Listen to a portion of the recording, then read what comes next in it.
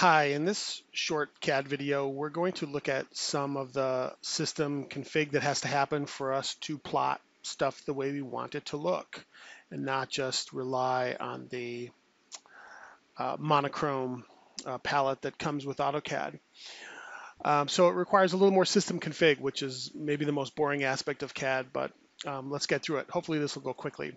First thing I want to do is call your attention to our Dropbox folder, and there's a couple of new things in there. In the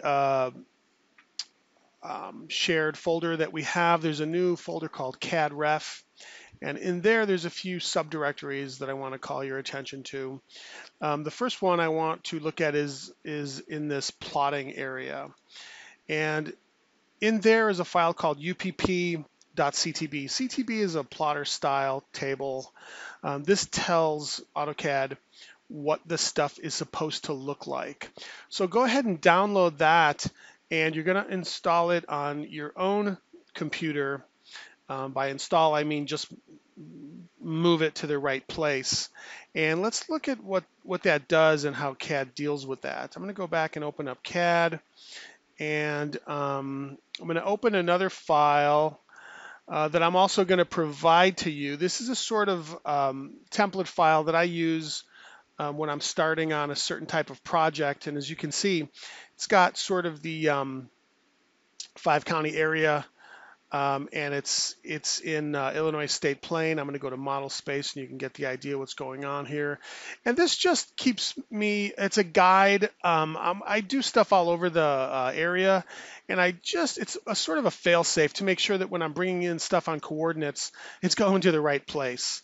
You can't be too careful about this. And it's maybe useful for some larger scale maps, but mainly it's just a guide.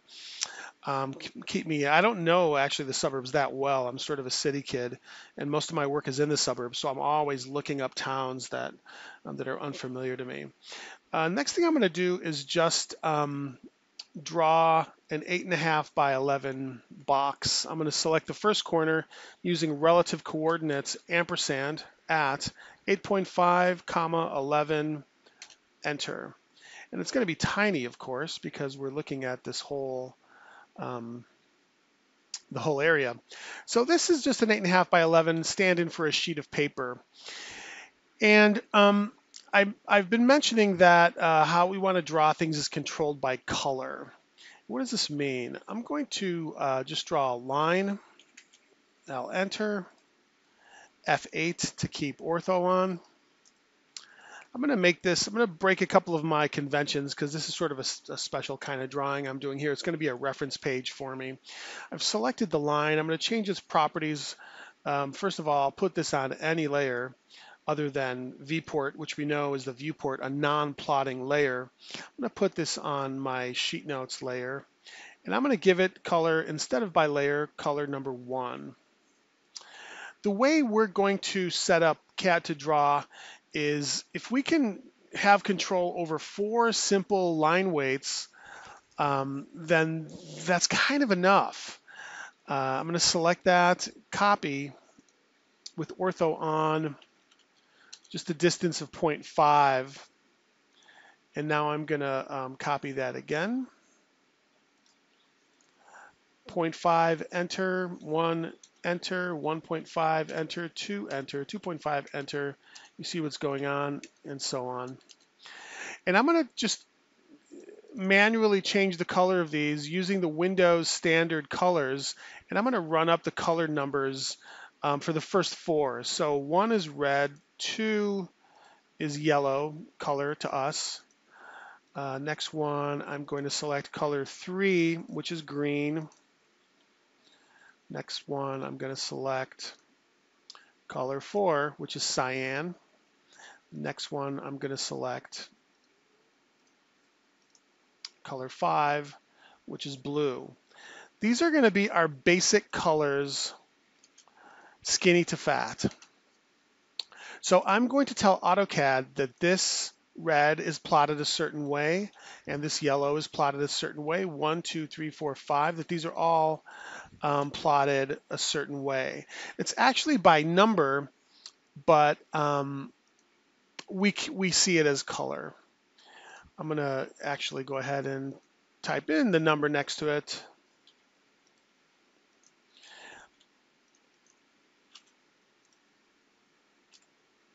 Just as a reminder, here I'm going to use a very useful tool that you must have discovered already called Match Properties. Select the Match Properties tool, and then I can select what I want to match to the thing that I want to change. So all it could change at this point, since I'm adding the attributes of a line to a piece of annotation, is the layer and the color, and that's all it did change. Now I'm going to go ahead and copy this down. I could do this the same way with numerical, or I can F3, turn on my O-snap, and just go endpoint to endpoint. I'm going to keep it in the exact same position. I'm going to double click, change this to number 2, double click, change this to number 3. And this is going to be just a sort of reminder, a guide to me to how these things are going to look. And I'm going to use the Match Properties, which is maybe the most used tool that I use these days for the type of stuff I'm doing. I'm not doing too much advanced AutoCAD, just a lot of basic construction, and speed is always an issue, and that's a very, very good shortcut. I don't want to go change the layer name and all that stuff, the layer properties and all that. Match Properties, very useful tool. So now I've got this thing that's, I can even take this further and type in the colors. Why not, since this is a guide for me? Because also, when I print this, we won't see the colors, because the whole point is that these are going to be different widths of black. So it's useful indeed to know what colors correspond with what. Just doing Control A and typing over what's in there. Control A.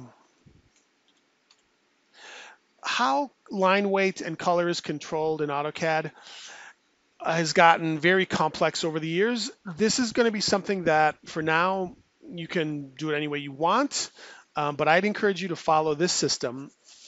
5 pens is a lot of line thicknesses, and we're going to have a few more too, but to start with, these are our basic 5 pens. That's a lot. I drew everything when I started off drawing in 1990. It was by hand. I only had 4 pens, from skinny to fat. And obviously, we have ways of making fatter lines anytime we want, but as a standard sort of mental place, just a few line weights is enough. It really is. You can't see the difference in more than, you can't parse the difference between a 0.01 and a 0.012 line weight on a busy drawing. And this is about contrast. Okay, so what does this look like? Let's go and do a plot, and I'm going to plot a window this time, and I'm going to select the window, and it's portrait, and I'm using none for the plot table,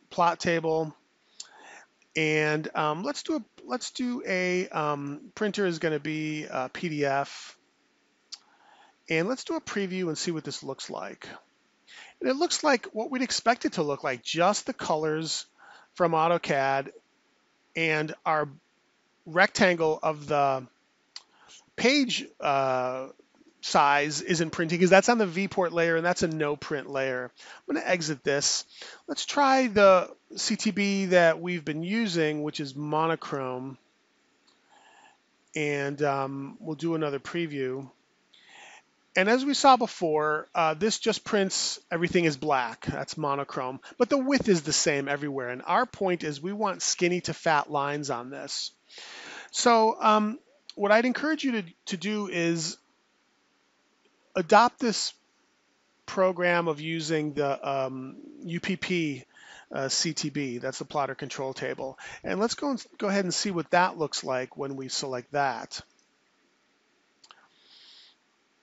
Now we start to see different line weights from skinny to fat, and that's because what this CTB does is tells AutoCAD how to plot these different colors. So for color number 1, which we see as red, it's going to plot it as black. Pen number 7, which is actually white, don't worry about it. And here's it's a line weight of 0.01 inches in absolute plotting units.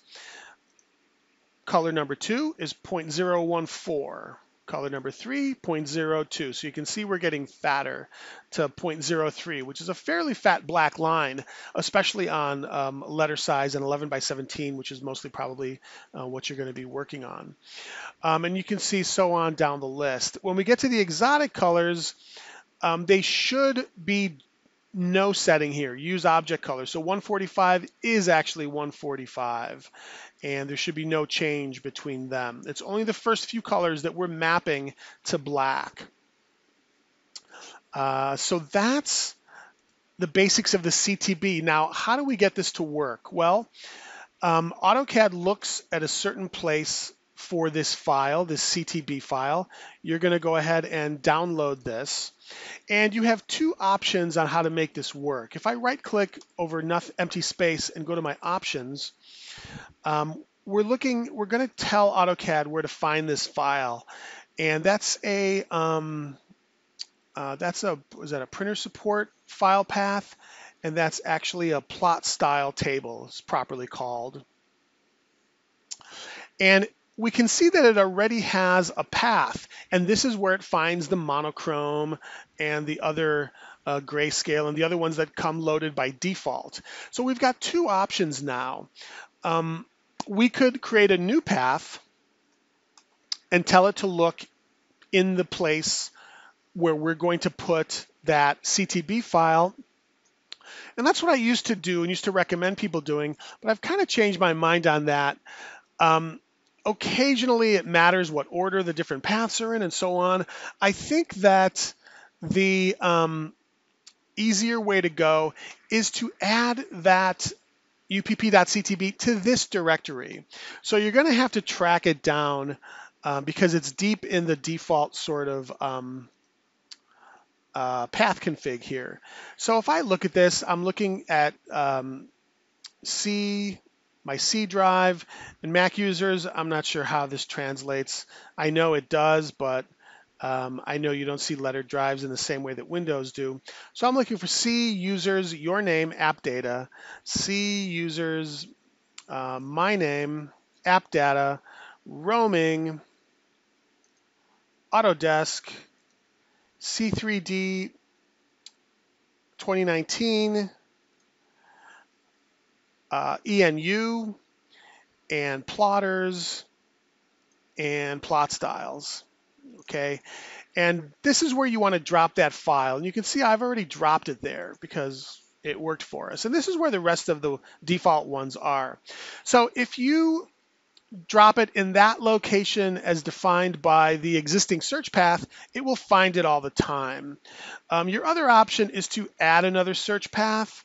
And this works as well too, but I do think for us right now, the more bulletproof way is to see, I could browse and go ahead and create a new directory and all that stuff, but why? It's almost easier to just drop it in that same place, and it's perfectly fine to do that. So I'm going to cancel out of that. So little housekeeping for you to do before you start working. Go and download from CADREF that plotting subdirectory and put that UPP.CTB file in that reference folder as defined in your options. While you're at it, download these fonts. Here's a bunch of fonts that you probably don't have on your computer yet. If you're a Windows user, you have Arial. You may have Helvetica. If you're a Mac user, I think Helvetica. Flux Architect is a sort of handwritten looking architect-y font that I like. And these Futura and Swiss. Is Swiss here? No, I thought it was. Maybe I'm just not seeing it. And just copy all these. If you don't know how to install fonts on your machine, you're just going to copy those first probably to your download directory, and then on your C drive,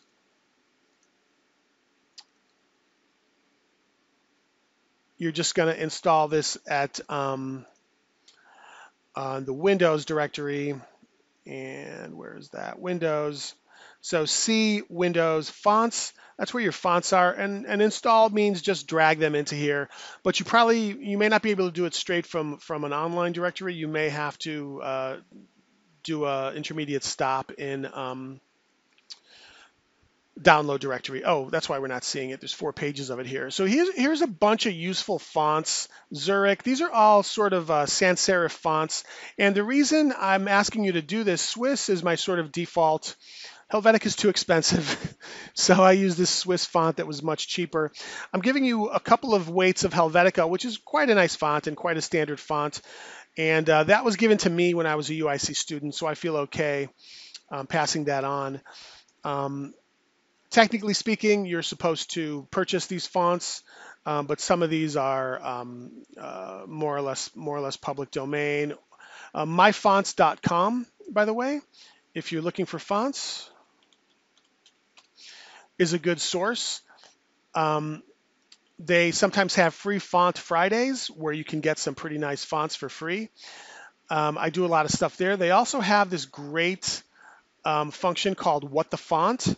And if you ever need to match a font, you can go here and use the tools. And this has worked for me, I swear, every time I've needed it. Like I have to match a company's logo or something and they don't have an art director, I can't get the font. I don't know typography that well. I know it a little bit, but here there's a tool that will help you find a font, but also a font savants monitor this website and in real time, and I've been helped by them before. Some people are really way into typefaces, and they can help you out here. So that's what's happening. That's what's going on when I go to plot this. It's now calling up that UPP.CTB, and that's why we're seeing this line weight. After a while, you will start to see these lines, and it'll be second nature that it's skinny to fat, 1 to 5. The rest of those first few sort of standard Windows numbers are assigned as so. I'm going to copy this down. So let's go to the next number after 5, which is 6.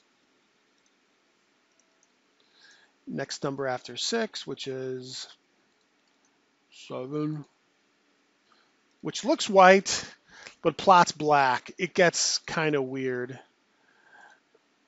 And I'm just changing the color here. Next number after that is 8.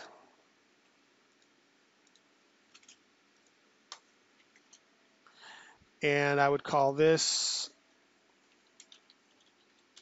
magenta. I'd call this white. And I would call this dark gray. 5, 6, 7, 8. Let's see what these look like when we go to plot this.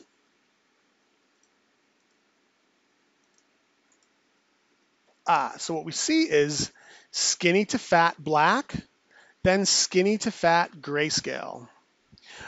We use grayscale a lot in drawing just for less impact, or often to show a contrast between existing and proposed.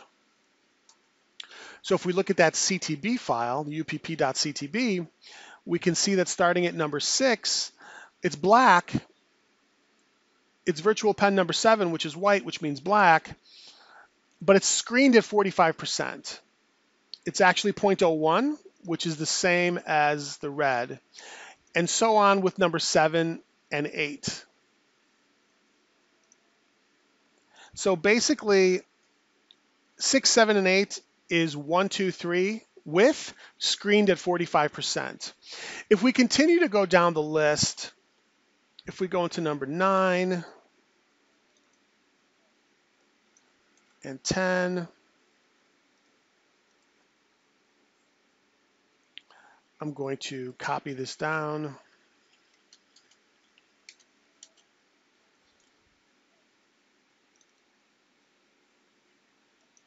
$11,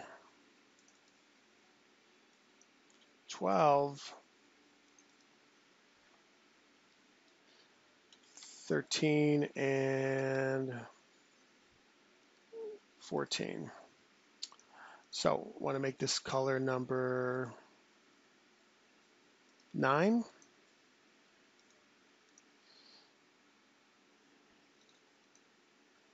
This color number 10. I'm out of the standard Windows colors now. I'm into the 255 matrix here. I'll make this color number 11.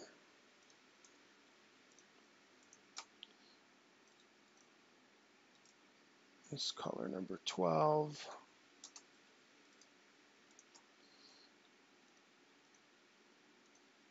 This color number 13. And this color number 14. Now this is a lot of different pens, a lot of different widths and levels of black in this. 9, let's call this light gray.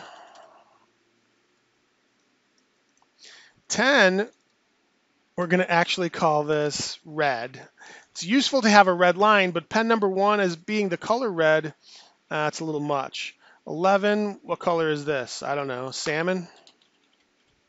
Ham? 12 beats me. What color is this? Don't know.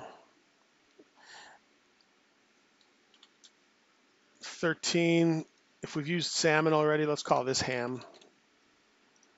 14, what's this? Let's call this saddle. Okay, we got to come up with something for number 12. How about oxblood? No idea. Sure. Okay, they get to look kind of the same, actually. Let's check out how this prints now.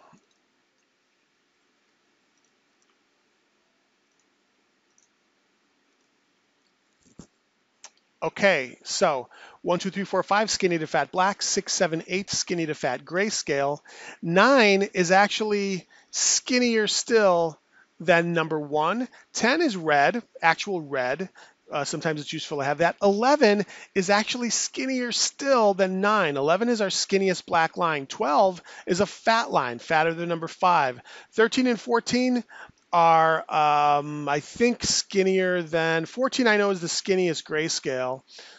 13, I'm not sure what that's about. Let's take a look. These are, as you can tell, probably residual from a CTB that I've used for a long time. 0.003, that's as skinny as it'll plot. Color 12. I think 13 is less screening, 25, so that's a lighter gray, and 14 is a very skinny grayscale line. So suffice it to say that we've got skinny to fat black, skinny to fat gray, and then we have some very skinny, very fat, some sort of different lines. I'm going to go ahead and box these because they're actually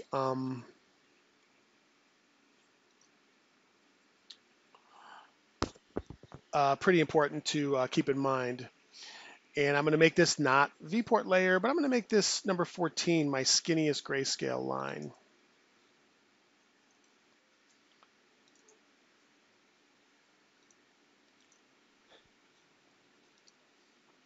Okay, so this is our sort of guide. Keep this in mind when you're drawing. The first 4, really the first 1 and the first grayscale line, this you can get a lot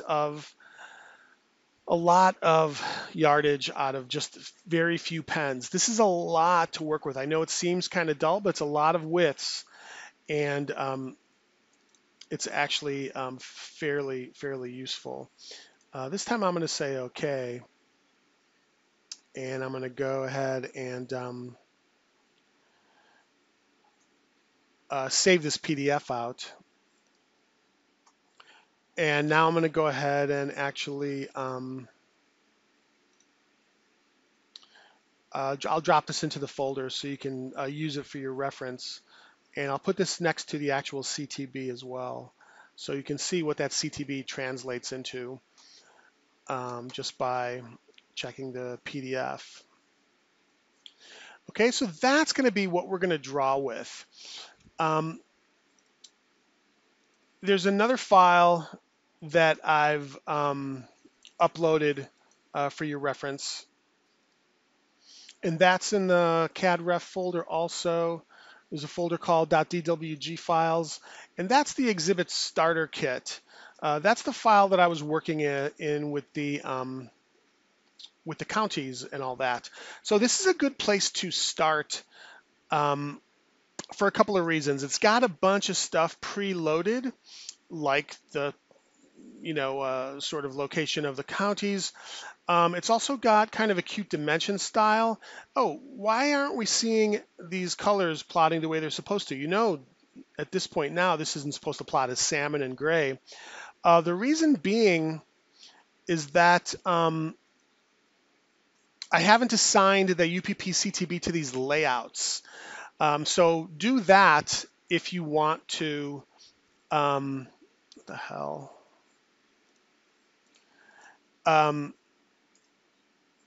See the CTB reflected in your layout mode, which you should. So I'm going to right click on a layout tab and look at the page setup manager.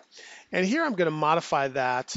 And this is where you set the some of the parameters of how it's going to plot, so you don't have to keep resetting them every time. So this is in fact an 11 by 17 sheet. But that ISO, I think, is plotting a little funny, which is why I was having trouble with my margins before. Anyway, layout is correct, but here I want to select UPP-CTB. And this way, if I say OK and close that, I'll do a regen all, and why are we not seeing that? Oh, I forgot the key step. This is like in GIS when you have to tell it to show labels. I selected the plot style, but I neglected to say display plot styles. And now we should see the plot style. There we go.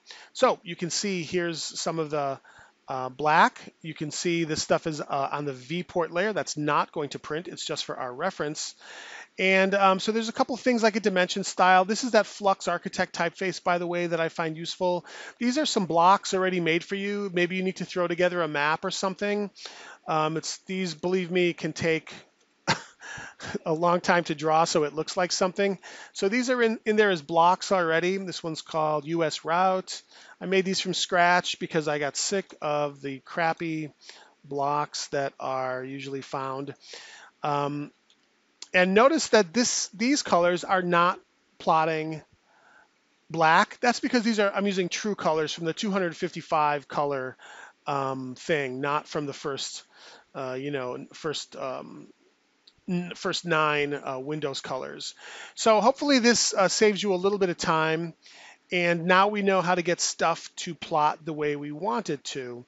Also, there's other ways of showing thickness. For example, here, I'm going to do a Z enter, E enter to zoom extents. This thickness is actually defined by the layer. I wanted a different thickness beyond the pen colors because it's such a vast area. If you ever don't want to see the thickness, that's something that can be toggled on or off down here. Sorry, I keep saying thickness. It's properly called line weight. You can turn that on or off. Sometimes it's distracting to see the line weight. Ultimately, I like to see the line weight because I want to see how it's going to plot. Anyway, point is looping back to the fonts, these call up fonts that you don't have on your computer probably. You probably don't have Flux Architect, or I think this is Futura, which is sort of a retro sans serif font. So load those fonts, download that CTB file, and you're in business now, ready to draw some stuff with control over line weights. And you saw me draw a bunch of stuff not by layer, but remember, you always want to use color by layer moving forward. I think this is good to go. Next video I'm going to do is going to start setting up the base file for our final project. So give me a little time and I'll have that going as well. Thanks for watching.